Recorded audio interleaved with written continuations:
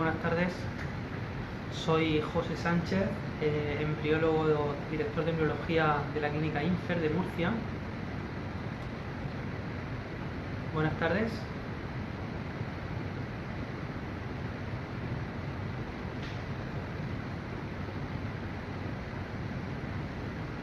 Veo que se está uniendo gente. Vamos a esperar un poquito a ver si se une más gente.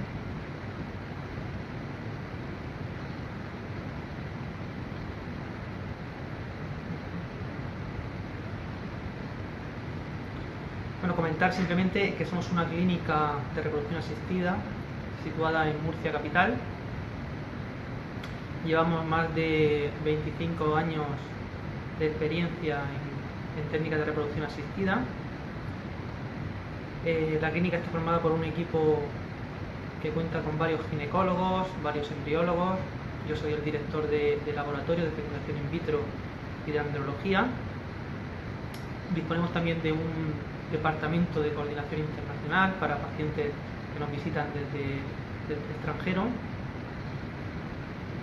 Y tenemos realizamos habitualmente tratamientos de diferentes tipos: fecundación in vitro con óvulos propios, tratamientos de ovodonación, tratamientos de vitrificación de ovocitos para preservación de fertilidad, tratamiento de diagnóstico genético prenatal, el DGP, por enfermedades monogénicas o simplemente para evitar abortos o incluso para seleccionar embriones euploides que tengan una mayor probabilidad de embarazo.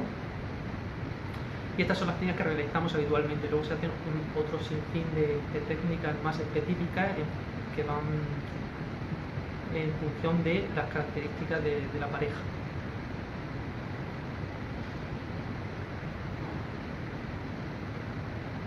Esperamos alguna pregunta.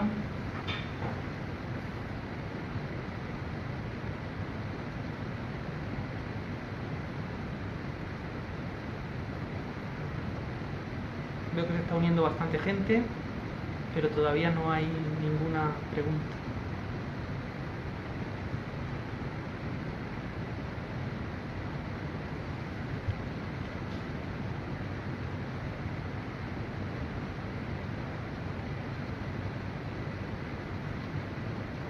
Me preguntan que qué embrión tiene más tasa de implantación, un embrión en día 3 o en día 5.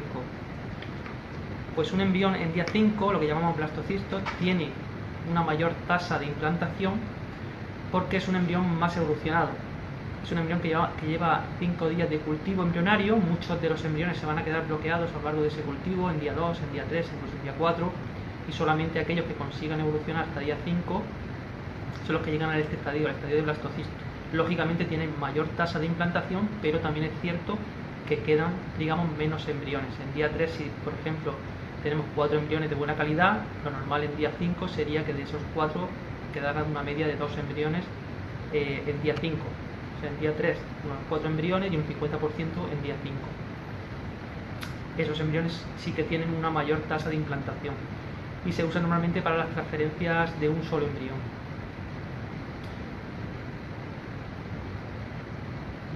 Preguntan que cómo son los óvulos normalmente a los 40 años.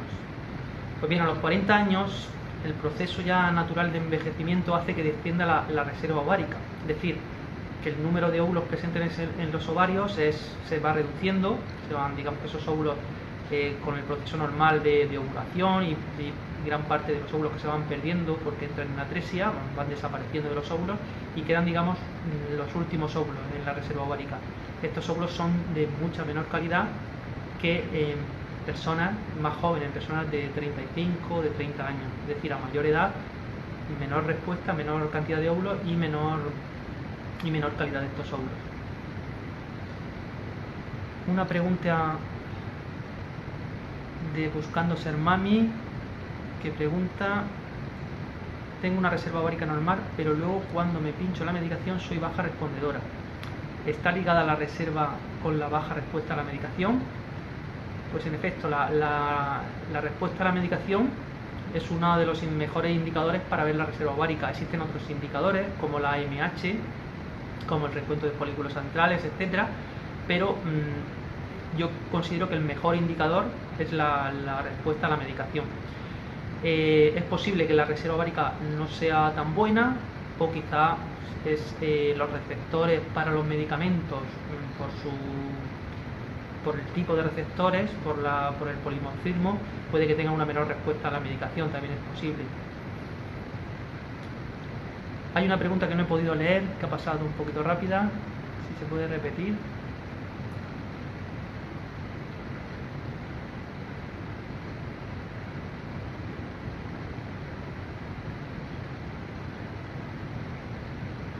¿Con 40 años se intentaría con mis óvulos o directamente con óvulos de donante? A ver, con 40 años depende mucho del caso. Normalmente una paciente de 40 años que lleva varios años intentándolo con óvulos propios, es decir, tiene una esterilidad primaria, no tiene hijos previos, lo más probable o lo más inteligente sería acudir a óvulos de donante, porque las tasas de embarazo a esa edad suelen bajar bastante.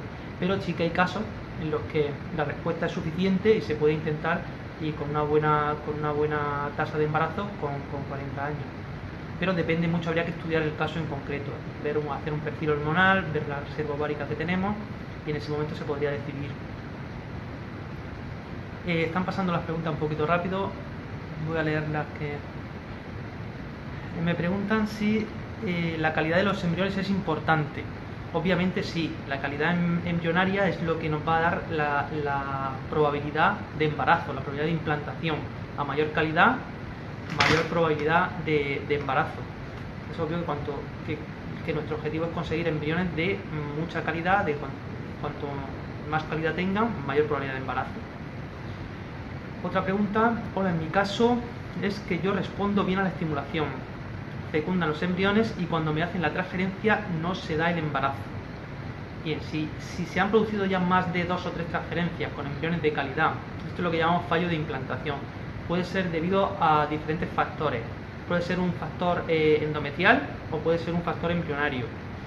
En el caso de los embriones, habría que estar seguro de que son embriones euploides, es decir, que no tienen ningún problema genético, y a nivel de endometrio se recomienda un estudio en más profundidad. Por ejemplo, un test que da muy buenos resultados es el test ERA, el test de receptividad endometrial, que nos define la ventana de implantación, ya que en algunos casos se encuentra desplazada. Es decir, es posible que los embriones que son transferidos al útero no encuentren un endometrio receptivo. Aquí hay dos factores, digamos, la calidad embrionaria y el endometrio. El endometrio debe estar preparado y debe ser receptivo. Preguntaba si es importante la calidad de los embriones. Creo que esa ya le hemos respondido.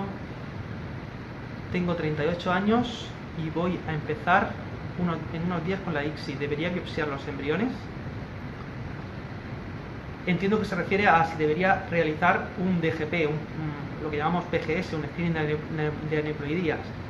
Esa es una posibilidad que está ahí, pero va a depender en mi opinión, del número de embriones y de la calidad embrionaria, y sobre todo de los antecedentes. Si por ejemplo se han realizado varias transferencias, o hay algún aborto previo, fallida, o hay algún aborto previo, en ese caso sería interesante realizar un DGP para asegurarnos que efectivamente los embriones que transferimos son embriones sanos, son embriones euploides.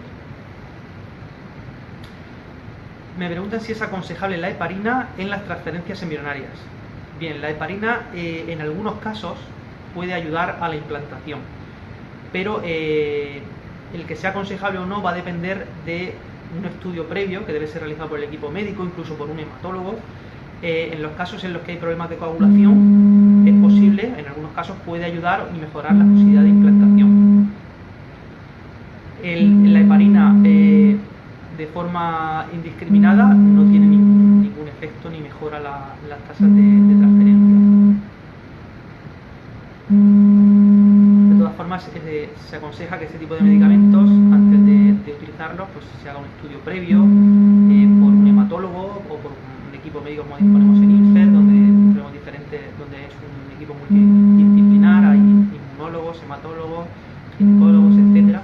Se vería su caso y en función se le haría un estudio y en función de los resultados se le aconsejaría o no la heparina. Habla de que me hicieron las pruebas de coagulación y me salieron bien, pero me han mandado Adiro. Bien, el Adiro es, digamos, la aspirina infantil. Se pretende realizar, o tiene un efecto similar, aunque menos potente que la heparina, pero bien es cierto que no perjudica, que es aspirina infantil en dosis muy baja. En algunos casos se da como tratamiento profiláctico, es decir, se sabe que no perjudica y aunque no está claro que pueda ayudarnos, quizá en algunos casos, si hay un problema de coagulación que ha pasado desapercibido en los análisis, podría ayudarnos. Por lo tanto, no está de más utilizarlo si el equipo médico o el ginecólogo lo considera oportuno. ¿Con útero arcuato es fácil la implantación? Pues también es un asunto que debería estudiar un ginecólogo experto.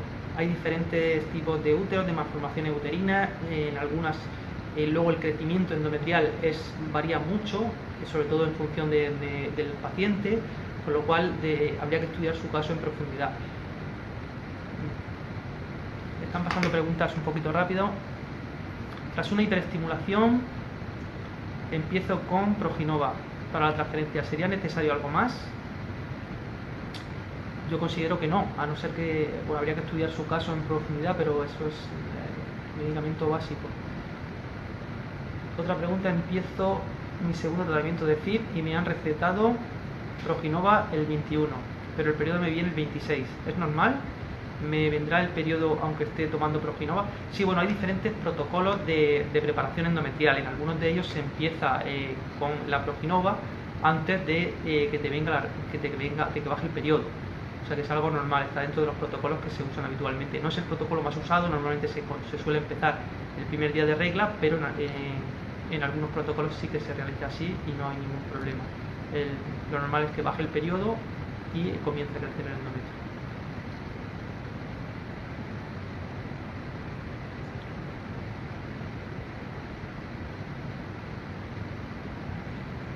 Patricia Cabamar pregunta: para una alteración del gen 20.210A, ¿es recomendable la heparina? Bien, pues esta pregunta sinceramente debería de contestarla un hematólogo experto, ya que hay numerosas mutaciones que afectan a diferentes factores de coagulación y cada una es diferente y en algunos casos puede estar recomendada y en otros no. Si sabemos que el blasto a transferir es euploide, ¿sigue siendo relevante que sea un embrión B o C, o una vez que se sabe que es euploide la categoría morfológica deja de importar?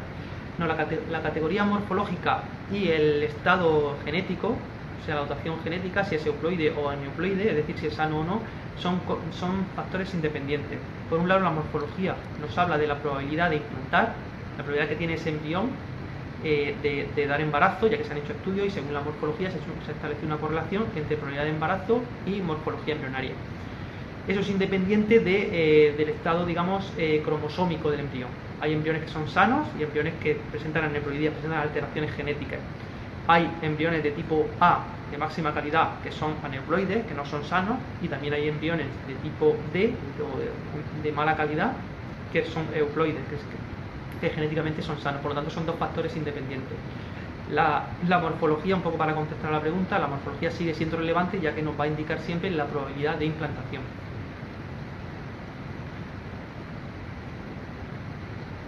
¿Es muy drástica la diferencia en tasa de fecundación entre semen fresco y procedente de biopsia testicular?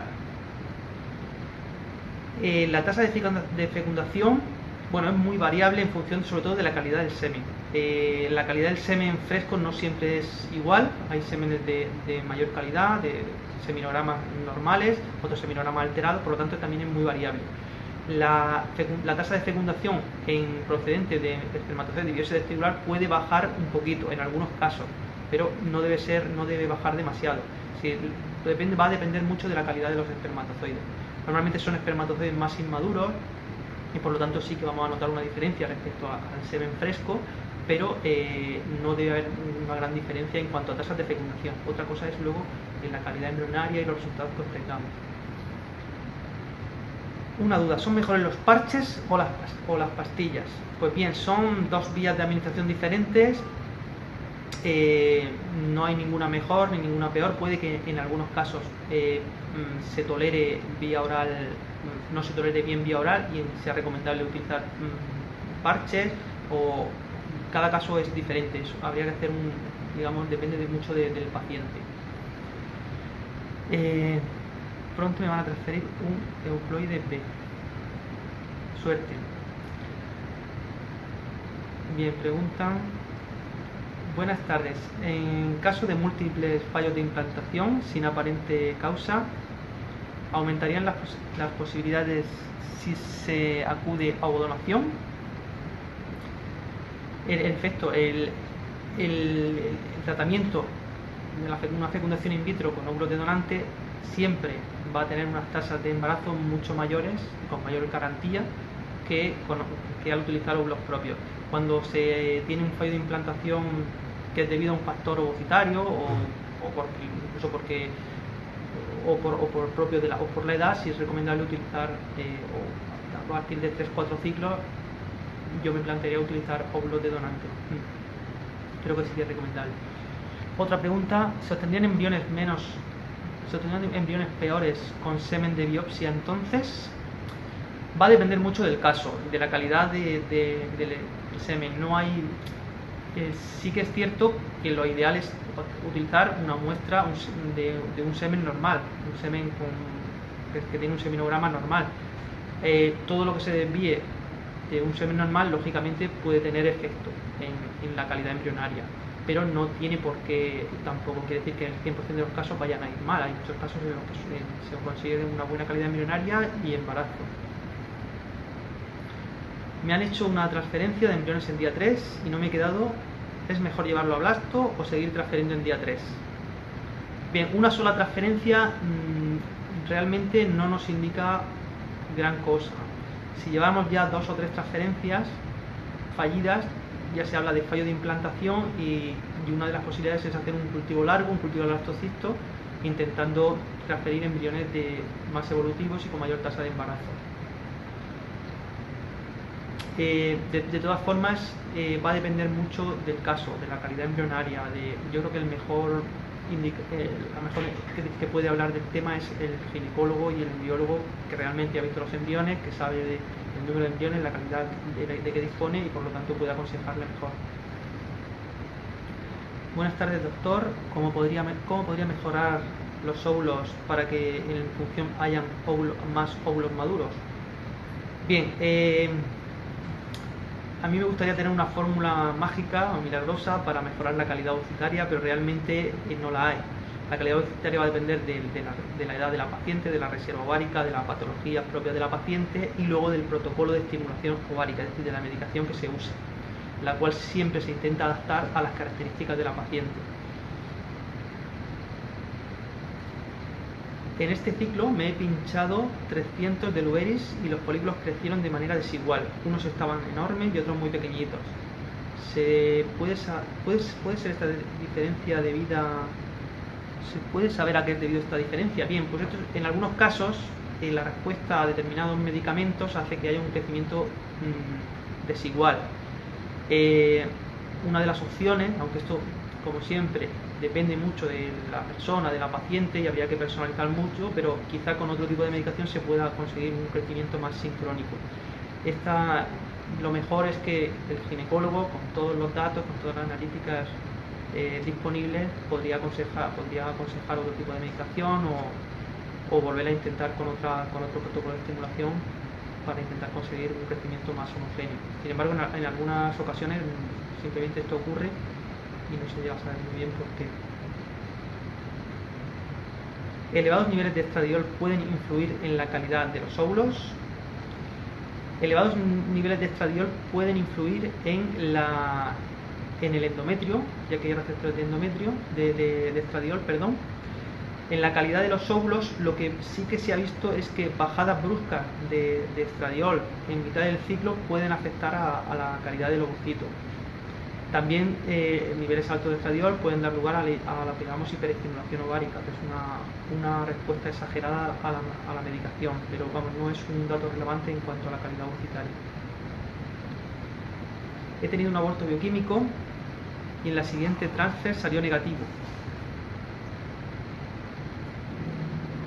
¿Qué puede haber pasado para que no cogiese, para que no implantase? Bien, no todos los embriones son capaces de implantar. Cuando hablamos de calidad embrionaria, como hemos dicho, hablamos de probabilidad de implantación. Simplemente a cada embrión le asignamos un porcentaje que es la probabilidad de implantación. Hay embriones de gran calidad que no implantan y otros embriones de menor calidad que llegan a implantar. El hecho de haber tenido un aborto bioquímico y una transfer negativa, habría que estudiar el caso. Puede que sea un factor embrionario, o sea, la calidad embrionaria estuviera disminuida. Puede ser simplemente por la probabilidad, a veces puedes tener un 80% de probabilidad de embarazo y no conseguirlo, o también habría que descartar también el factor endometrial, es decir, si hemos conseguido un buen endometrio, un crecimiento adecuado, un aspecto trilaminar adecuado, etcétera. O sea que depende de muchos factores, habría que estudiar el caso en profundidad. Tengo alterado el cromosoma 25 y en el FIS que me hicieron me sale que tengo un 94% de células sanas y el resto con una sola X. Entiendo que hablamos de un seminograma, ¿no? De un FIS en espermatozoides. ¿Tengo opciones de conseguir embriones sanos con mis óvulos? No, habla de un FIS. Entiendo que será un cariotipo entonces, ¿verdad? Tengo alterado el cromosoma 25 y en el FIS que me hicieron me sale que tengo un 94% de células sanas y el resto con una sola X.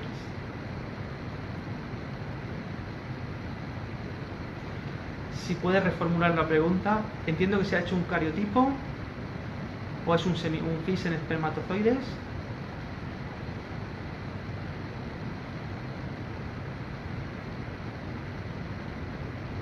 ¿Con cuántos fallos de FIS aconseja hacer pruebas de implantación? Pues se habla de 3, pero en muchos casos incluso con 2 fallos de implantación si los embriones son de buena calidad. También depende del número de embriones que se han transferido. Si se han transferido transferencias de 2 embriones de buena calidad, a las 2 transferencias fallidas ya se puede hablar de fallo de implantación. En los demás casos, a las 3 transferencias fallidas, habría ya que realizar todo un estudio para ver a qué se ha debido ese fallo de implantación.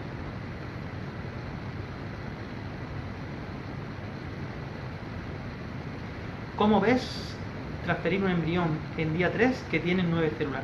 ¿Puede agarrar? En efecto, un embrión en día 3 con 9 células, lo ideal es que tuviera 7 u 8 células para ser un embrión de máxima calidad. Al tener 9 no va a ser un embrión de máxima calidad, sin embargo no quiere decir que no tenga ninguna probabilidad de implantación. Si no se disponen de embriones de mejor calidad, es perfectamente posible y de hecho se hace habitualmente el transferirlo. Vale, me dice que se hizo el cariotipo y después un FIS en sangre periférica. Entiendo por lo tanto que es un mosaico, que tiene células sanas y células que no son sanas. ¿Es correcto? Es decir, que en sangre aparecen células que presentan una alteración genética y otras que son sanas. ¿Es así? Lo pregunta Noelia.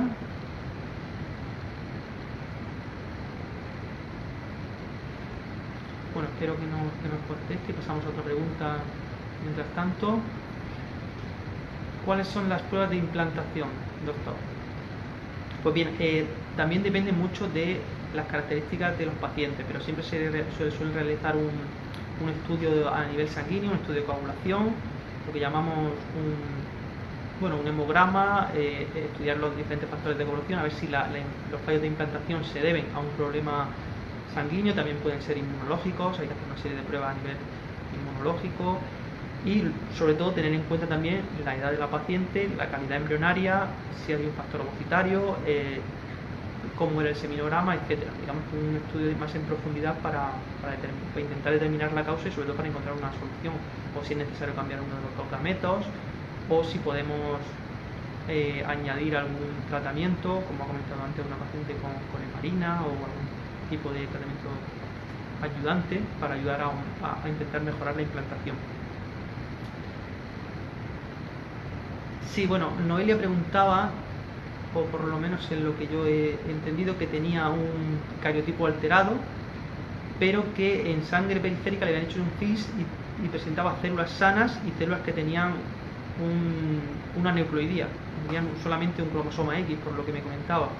y pregunta si era posible realizar un FIS, por lo menos lo que yo he entendido por lo que me decía.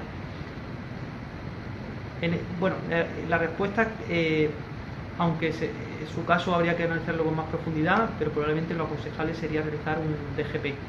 Un DGP porque las células, los ovocitos, son células de la línea germinal, puede estar afectada o no puede estar afectada. ¿Cómo podemos saber esto? Analizando los embriones o directamente los ovocitos. Lo más habitual es analizar los embriones.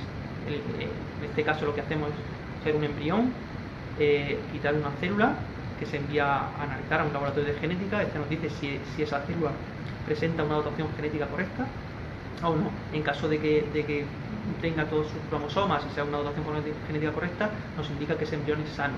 En caso de que se encuentre alguna alteración genética, una diploidía, falta un cromosoma, hay 3 cromosomas 21, etcétera, en ese caso no sería un embrión transferible. De esa forma nos aseguraremos que estamos transfiriendo embriones sanos genéticamente.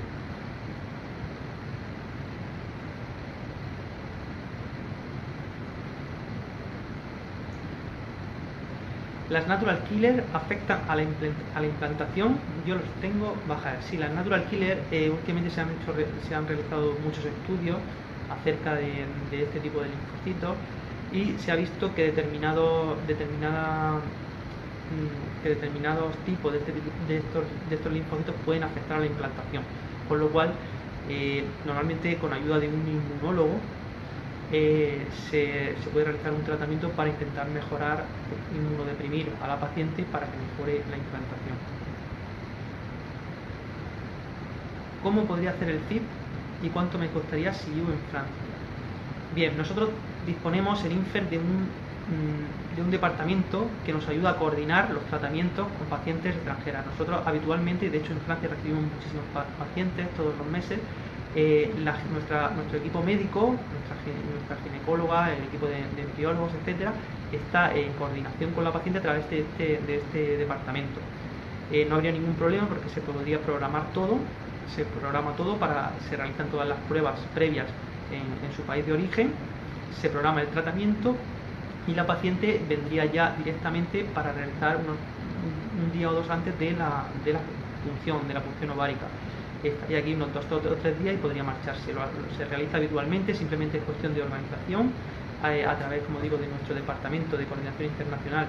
Está en contacto con nuestro equipo médico, le va informando acerca de las pruebas previas que son interesantes realizar antes de iniciar el tratamiento, indica la medicación que debe ser tomada antes de visitarnos y una vez comienza a tomarlas, cuando estamos terminando ese tratamiento y vamos a la extracción de óvulos, unos días antes se programa el viaje, que se programa con bastante antelación para facilitar a los pacientes por sus vacaciones, etcétera.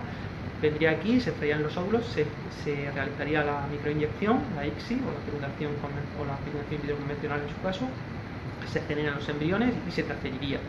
Al día siguiente podría marcharse a su país y seguiría en contacto con nosotros a través del Departamento de Coordinación Internacional. Bien, se me han operado 2 miomas fuera del útero. ¿Esto afecta a la implantación? Bien, los miomas, si no afectan al endometrio, es decir, si están fuera del útero, entiendo que son subserosos, en este caso no afectan a la implantación. En este caso sí que podrían afectar a lo que es al embarazo. El útero, cuando una paciente que se embaraza, lógicamente el útero comienza a crecer y en ese caso sí podría haber una interacción con el embarazo, pero no afecta a la implantación. Sin embargo, si el mioma está muy próximo al endometrio, es un mioma submucoso, en ese caso sí que afecta a la implantación. De todas formas, si no es demasiado grande, muchas veces no es aconsejable eliminarlo, ya que la operación puede ser más dañina, ¿no?, que el propio mioma. Cada caso es diferente, habría que realizar una ecografía por un ginecólogo experto y él va a determinar si es necesario operar, si es necesario quitarlo, hacer una miomectomía o no.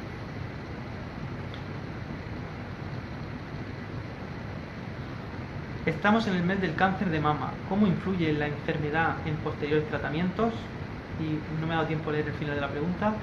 Bien, no hay ningún estudio hasta la fecha que demuestre que los tratamientos de fecundación in vitro aumenten la incidencia de cáncer. Si es verdad que se utilizan hormonas, se utiliza estradiol, se utiliza progesterona y que son hormonas que están relacionadas con algunos tipos de cáncer, pero hasta la fecha no hay ningún estudio, se han hecho muchísimos, que hayan encontrado ningún tipo de correlación entre los tratamientos y cáncer. Los medicamentos que disponemos actualmente son bastante seguros y no, como digo, no hay ningún tipo de correlación entre cáncer que aparezca en una edad avanzada y este tipo de tratamiento. En mi anterior tratamiento he subido algo de peso y me cuesta bajar. No, ¿me podría echar para atrás el siguiente tratamiento por el peso?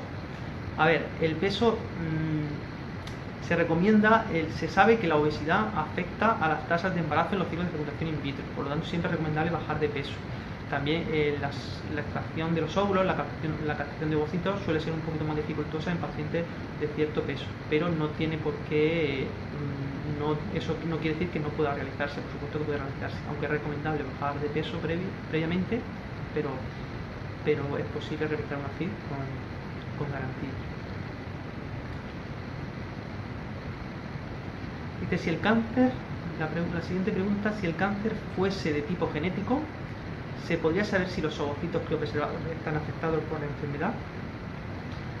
Entiendo que le han detectado algún tipo de mutación que incrementa o predispone a padecer algún tipo de cáncer. Si es en ese caso, sí que se podría analizar. En algunos casos habría que estudiar la mutación y el gen que está afectado, pero en muchos casos sí podemos determinar si esa mutación ha sido heredada, que está presente o no está presente en los embriones. Habría que hacer como digo, un DGP y se seleccionarían aquellos embriones que no tuvieran la mutación y por lo tanto fueran sanos. De todas formas, hay muchísimos genes, muchísimos tipos de cáncer, habría que estudiar el caso en profundidad.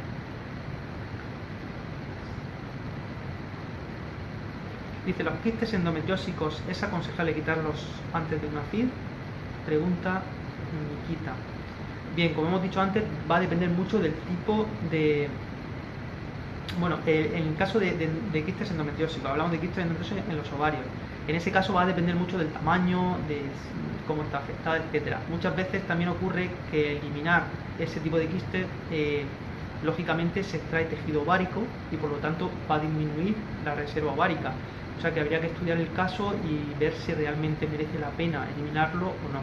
La endometriosis o los quistes endometriósicos se sabe que disminuyen la calidad ovocitaria y por lo tanto va a disminuir las tasas de embarazo, pero habría que estudiar el caso en profundidad para ver si realmente merece la pena eliminarlo o no. Esperanza me dice que es una pregunta un poco tonta, pero ¿qué opinas de beber agua Aquarius en la betaesfera? Bueno, pues no es perjudicial, el Aquarius hidrata, con lo cual no hay... El hecho de estar bien hidratado siempre nos puede ayudar, ¿no? En la salud en general. El Aquarius normalmente se suele indicar después de la punción ovárica para intentar recuperar líquido. Están pasando las preguntas un poquito rápido, me disculpáis si pierdo alguna. Así que si no veis que no os contesto podéis intentarlo otra vez, es que pasan muy rápido y no llegan a leerse algunas. ¿Hay alguna técnica menos invasiva que el DGP pero con la misma información? ¿Alguna técnica menos invasiva que el DGP? Menos invasiva para los embriones. Vamos a ver, hay diferentes técnicas que se están, digamos, en estudio, como la biopsia del corpúsculo polar, pero realmente hoy por hoy la técnica más efectiva es el DGP. ¿Afectan los quistes de endometriosis a la calidad? ¿Es posible conseguir un óvulo bueno para embarazar? Se pueden conseguir, la endometriosis se sabe que altera el ambiente en el cual el óvulo se desarrolla y que afecta a la calidad ovocitaria, pero en INFER tenemos muchísimos embarazos con pacientes con quistes endometriósicos. No quiere decir que sea imposible, sí que va a disminuir de media, digamos, la tasa de embarazo en general. A día 22 del ciclo, con parche no es muy tarde para realizar una transferencia. ¿Cuándo es recomendable realizar una transferencia? ¿Cuándo es recomendable realizar la transferencia después de haber empezado el tratamiento con estradiol? Entiendo. Bien, no hay un momento adecuado, va a depender del crecimiento endometrial. Es adecuado realizarla cuando el crecimiento endometrial, cuando el endometrio alcance un grosor adecuado. El estradiol puede mantenerse normalmente unos 20 días, que es lo que se suele utilizar, o incluso se puede mantener 2 y 3 meses. Nosotros solemos hacerla sobre los 20-21 días.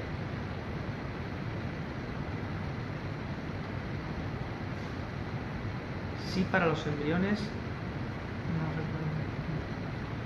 Otra pregunta Choni80, si los espermatozoides de punción testicular pueden llevar el ADN fragmentado y si puede influir en la calidad de los embriones. Bien, la fragmentación del ADN va a depender del ambiente en el cual se desarrollen.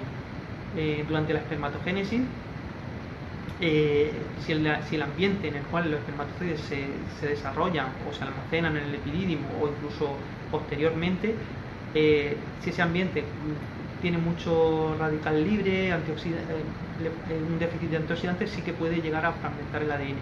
El hecho de que procedan de testículos, hay que tener en cuenta que son espermatozoides mucho más inmaduros que un espermatozoide que aparece en el eyaculado y por lo tanto van a ser mucho más sensibles a estos radicales libres y por lo tanto puede incrementarse en algunos casos la fragmentación del ADN. Lógicamente la fragmentación del ADN puede afectar a los embriones, aunque los embriones tienen cierta capacidad de reparar esa fragmentación, aunque los óvulos tienen cierta capacidad de reparar esa fragmentación, no siempre son capaces de hacerlo, va a depender mucho también de la calidad ovocitaria. Normalmente con óvulos de donante, muchas veces estos seminogramas que presentan una alta fragmentación de ADN suelen ir bien porque este ovocito, al tener más calidad, es capaz de reparar esa fragmentación en el ADN siempre que no sea excesiva.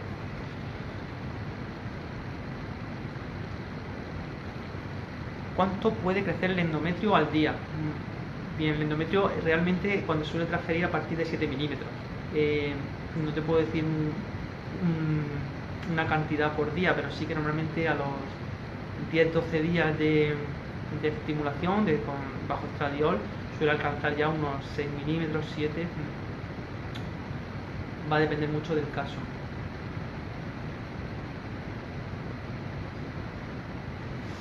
¿Se pueden realizar, pregunta buscando ser mami, ¿se pueden realizar 2 ciclos completos de FIB seguidos?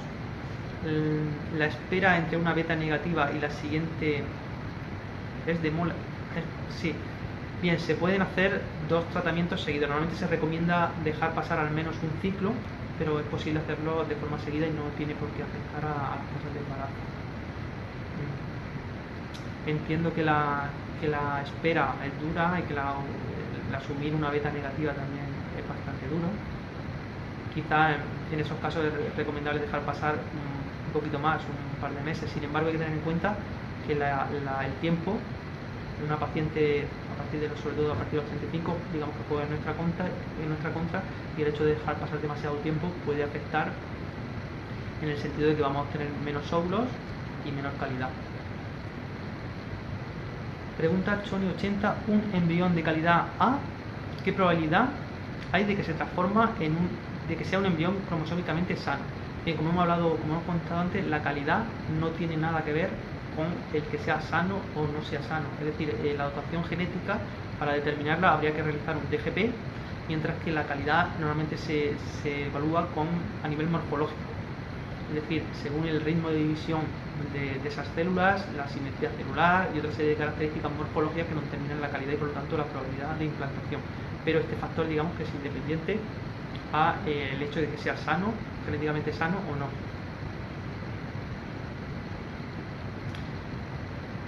Otra pregunta, ¿qué posibilidades hay de que haya crecido un folículo si en vez de ponerte los parches de estradiol el primer día de menstruación te lo pones el día 4?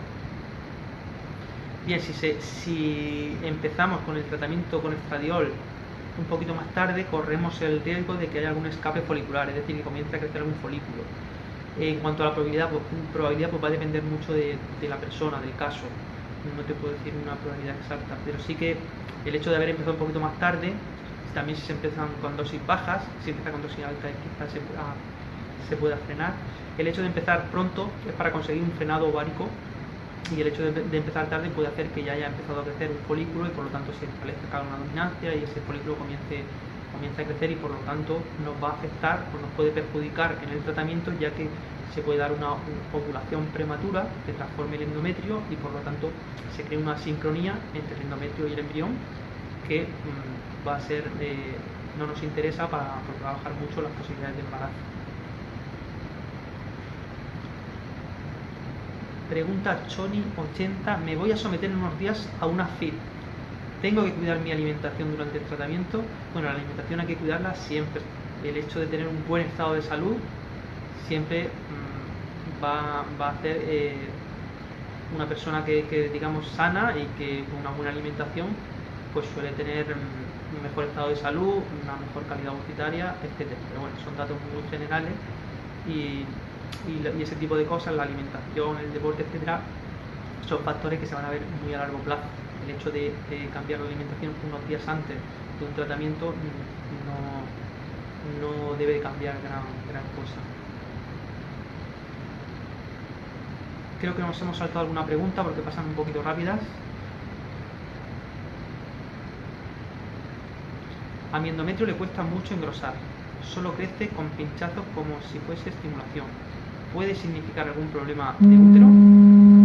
Bien, hay algunos casos en los que se habla de endometrios recalcitrantes, endometrios que les cuesta mucho, como decía, engrosar. En esos casos se recomienda muchas veces cambiar la vía de administración del estradiol, pasar de vía oral a parches o incluso a gel vaginal, etc. Habría que estudiar también el caso en profundidad. Hay muchísimos factores que pueden afectar a ese crecimiento endometrial y habría que estudiar el caso en profundidad. Una de las pautas más fáciles y más es cambiar la vía de administración, es decir, pasar a parches o vía vaginal, etcétera, donde se absorbe quizás más rápido y se consigue unas veces un mejor crecimiento. De todas formas, ese tipo de preguntas lo mejor es que la responda un ginecólogo, que después de una ecografía y con toda la historia en la mano puede darte una respuesta mucho más acertada. Yo te invito a que si quieres escribir un correo a nuestra dirección, a infer@infer.com, nuestro equipo médico, la directora médica, nuestro equipo de ginecólogos puede estudiar el caso y darte las pautas adecuadas. Otra pregunta, en un seminograma normal, ¿puede ver si el esperma presenta cadena simple o doble cadena de fragmentación? No, en esto hay que hacer un seminograma normal, no se estudia la fragmentación del ADN, hay que hacer un test de fragmentación, un test específico para ver la cantidad o el porcentaje de espermatozoides que presentan fragmentación y el tipo de fragmentación. Es diferente la fragmentación de cadena simple, lógicamente la fragmentación de cadena doble va a ser mucho más grave que la de cadena simple, pero digo que habría que hacer test específicos para ello.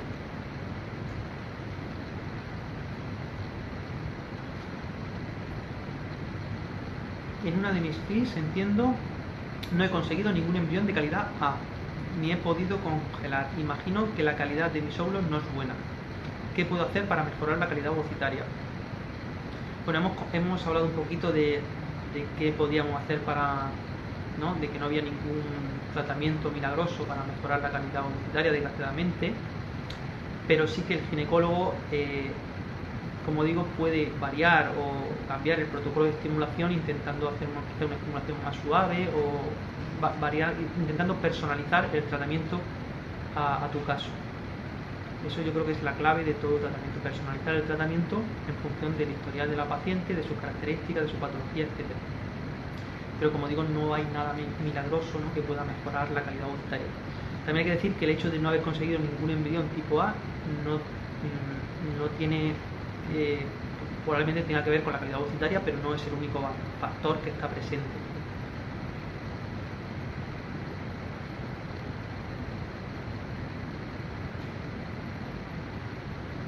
Dice, después de una punción me dolía bastante el ovario izquierdo y a día de hoy, 5 meses después, todavía tengo un dolorcillo. ¿Es normal? No, no es normal. Normalmente se tienen dolores 1 o 2 días después de la función, dolores muy leves, como puede ser una menstruación fuerte. El hecho que después de 5 meses presente todavía dolores, debería de acudir a un ginecólogo y que mediante ecografía chequee que está todo correcto y que no hay ningún problema. Normalmente las funciones son bastante seguras, no suelen tener ningún tipo de problemas, pero siempre hay que ser precavido.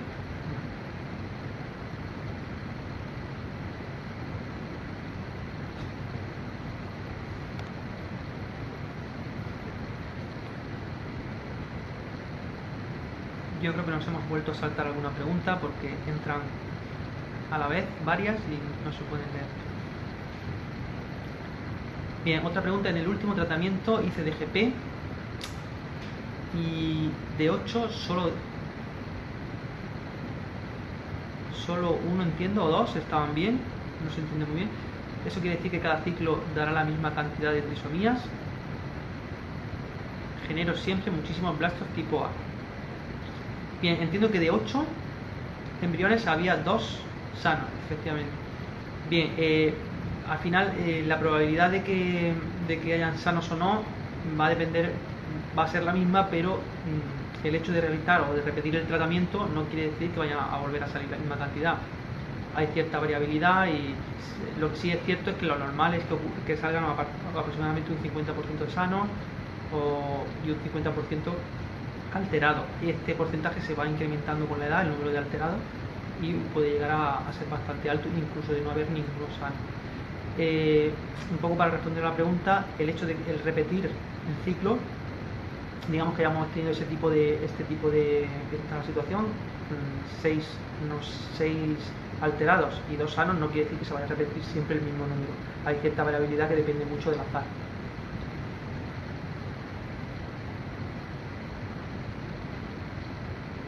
Otra pregunta.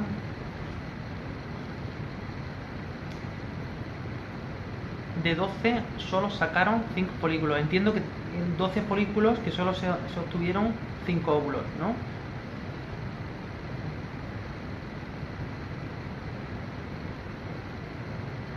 Otra pregunta. Tuve un embarazo ectópico hace 6 meses y tuvieron que quitarme la trompa izquierda. A día de hoy a veces tengo molestias. ¿Es normal? Bien, lo recomendable sería visitar a un ginecólogo que chequeara que todo estuviera correcto.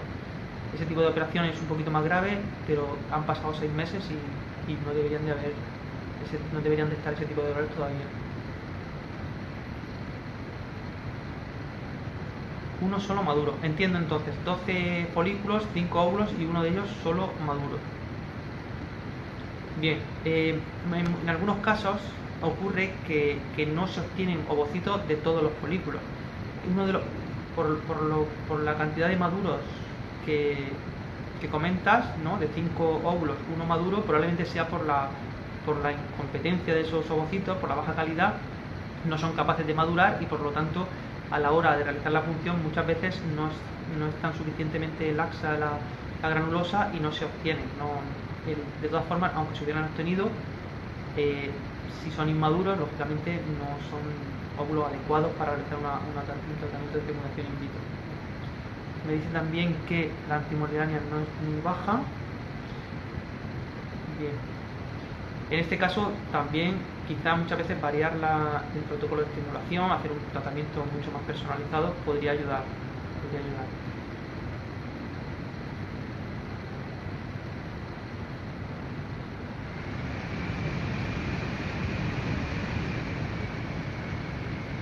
Me dice otra pregunta, me pregunta si la antimolariana puede variar su valor. Bien, la antimolariana es una hormona que es bastante constante, no suele variar el valor a lo largo del ciclo. Sí que hay cierta reducción con el paso del tiempo, el paso de los años. El hecho de que varíe el valor, pues probablemente sea más debido al laboratorio, si ha habido un cambio en el laboratorio, si se ha cambiado de laboratorio, pero no debería ser, es una hormona bastante estable y no debe de cambiar su valor de un análisis a otro realizado en poco tiempo.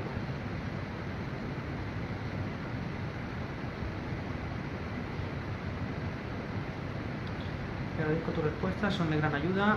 Es posible, el problema es debido al tratamiento. Bien, el problema es muy difícil con los datos que tenemos de establecer una causa.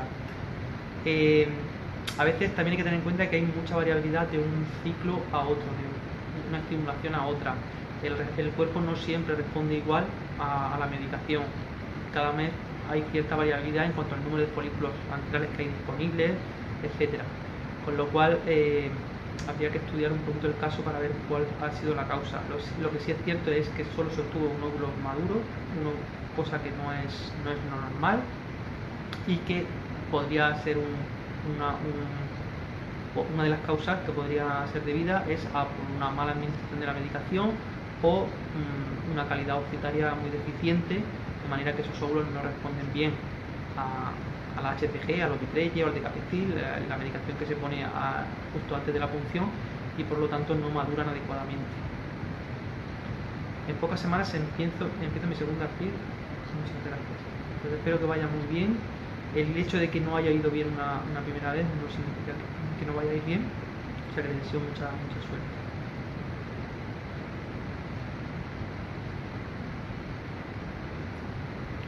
Otra pregunta, están pasando muy rápidas. ¿Qué factores influyen en que se aplique un protocolo largo o corto de estimulación? Bien, el protocolo largo se utilizaba hace unos años, era lo más habitual. Hoy día normalmente se utiliza el protocolo corto, ya que es un protocolo más seguro. Es más seguro porque el riesgo de hiperestimulación prácticamente es muy bajo o incluso nulo. En el protocolo largo, sin embargo, si el riesgo de la paciente, el riesgo de hiperestimulación es bajo, se podría plantear utilizar el protocolo largo. Ambos son perfectamente válidos y tienen muy buenos resultados.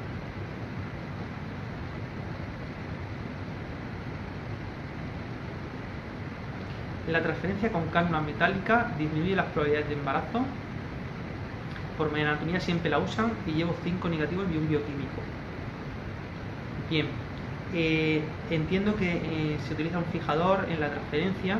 A veces es necesario porque hay dificultad de acceso.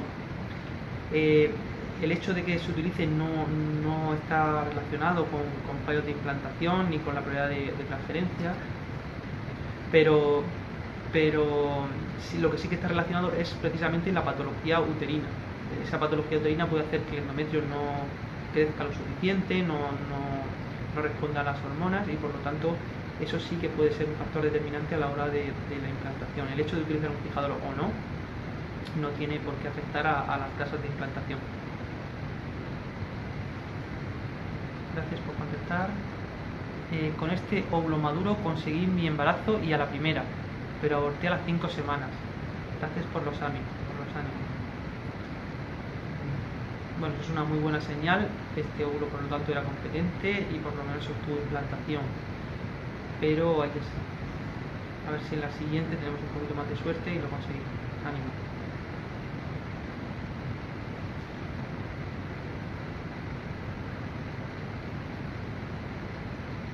Al tener solo una trompa, ¿me perjudica para el día que quiera ser mamá?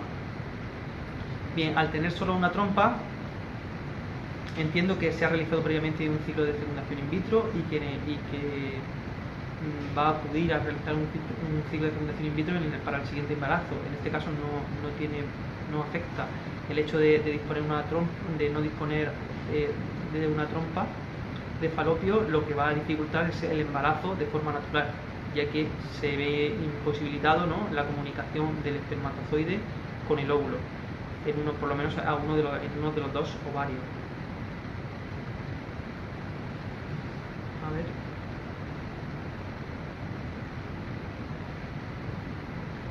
Acaba de pasar las preguntas muy rápido y no he podido leer ninguna. Lo mío fue natural.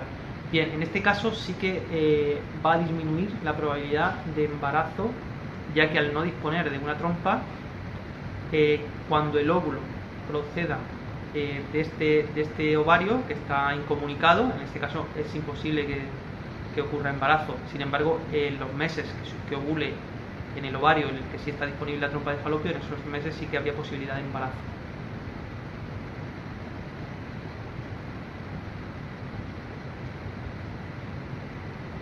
Pregunta Noelia, ¿por qué no implantó? Pero no sé muy bien a qué se refiere. Otra pregunta de Choni80. Mi pareja se somete a una punción del epidídimo la semana que viene y lleva 3 meses tomando Sediferti y mucha fruta. ¿Esto puede ayudar a mejorar la calidad del esperma? Bien, cuando se utilizan antioxidantes, en algunos casos sí que se ha visto una mejora en la calidad espermática, hay una disminución en la fragmentación del ADN. En algunos casos no se observa diferencia, pero sí que en algunos casos sí que el hecho de llevar más de 3 meses, es importante, tomando este tipo de fármacos, este tipo de vitaminas y antioxidantes, puede ayudar y puede mejorar las expectativas. Cuando digo lo de 3 meses, quiere decir que el espermatozoide tarda unos 3 meses en desarrollarse, desde que ocurre la espermatogénesis hasta que se eyacula, y por lo tanto, si se va a tomar este tipo de medicación, Sediferti o cualquier otra marca de antioxidantes o de vitaminas, es recomendable utilizarla más de 3 meses.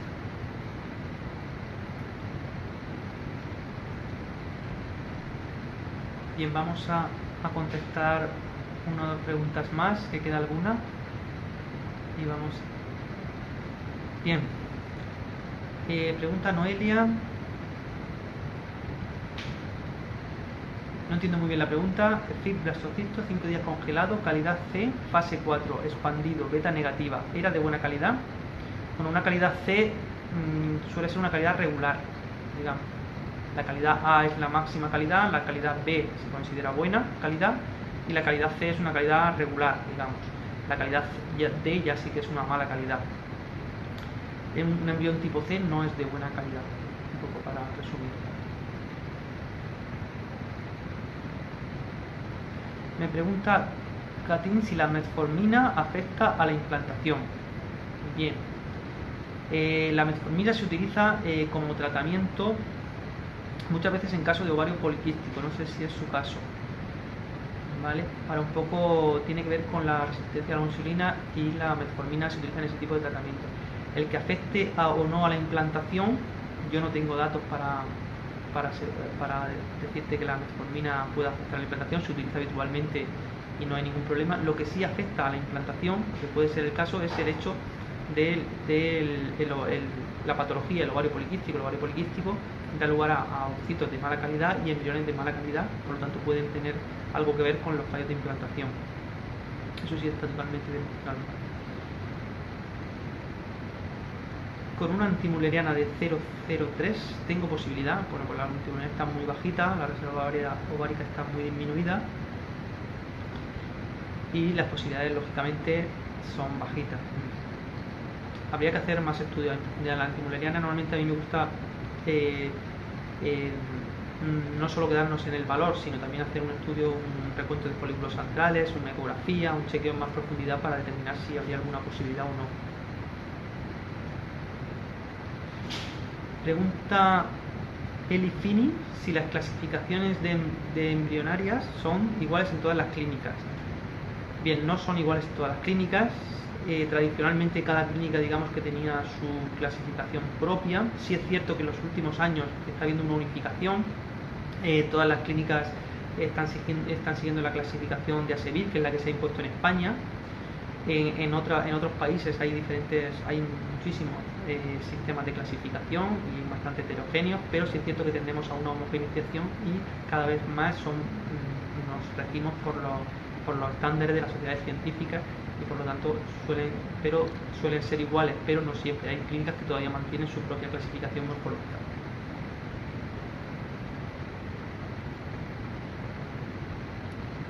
Bien, si les parece contestamos una o dos preguntas más y lo vamos dejando, creo que queda alguna por ahí. Me he quedado embarazada de manera natural 4 veces, que han derivado en diferentes abortos. Sin embargo, tras 6 transferencias no he logrado embarazo por fin. ¿Qué podría indicar esto? Bien, pues habría que estudiar la causa. Normalmente después de un aborto de repetición, de varios abortos, sería recomendable plantear un DGP, un análisis a nivel de embriones, un screening de aneuploidias, para ver si la causa de los abortos es embrionaria, que es lo más frecuente, es decir, si los embriones son sanos genéticamente, y si no lo son, habría que buscar otro tipo de causas. A veces la causa no siempre es embrionaria, la causa de los abortos no siempre es embrionaria, aunque es la más frecuente. Creo que no quedan más preguntas ya. Bueno, pues para despedirnos simplemente invitaros a utilizar nuestro mail, el mail de la clínica, de infer@infer.com. A través de este correo podemos contactar a